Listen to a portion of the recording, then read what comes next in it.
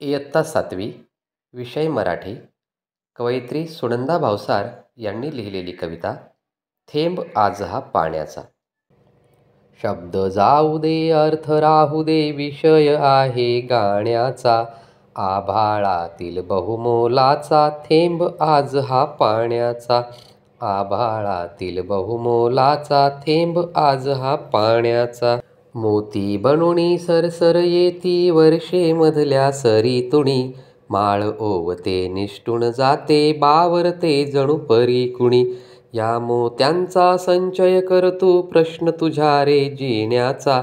या मोत्यांचा संचय कर तू प्रश्न तुझ्या रे जिण्याचा. आभाळातील बहुमोलाचा थेंब आज हा पाण्याचा. आभाळातील बहुमोलाचा थेंब आज हा पाण्याचा. आभाळातील या मोत्याने माती मधुणी पिकती मोती. निसर्ग जाणे मोल तयाचे तुम्ही माणसे कामग कोती. संचय करता तिजोरीतल्या खणखणत्या त्या नाण्यांचा. संचय करता तिजोरीतल्या खणखणत्या त्या नाण्यांचा. आभाळातील बहुमोलाचा थेंब आज हा पाण्याचा.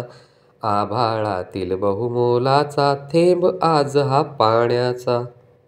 कशास ऐसा वेडा चाळा स्वतः होऊनी ठगण्याचा. दृष्टिकोन तू बदल आता रे निसर्गास ह्या बघण्याचा.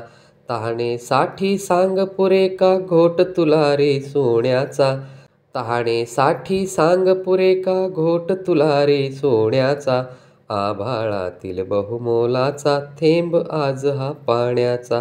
आभाळातील बहुमोलाचा थेंब आज हा पाण्याचा.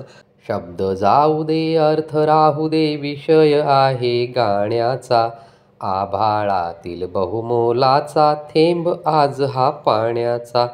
आभाळातील बहुमोलाचा थेंब आज हा पाण्याचा. थेंब आज हा पाण्याचा.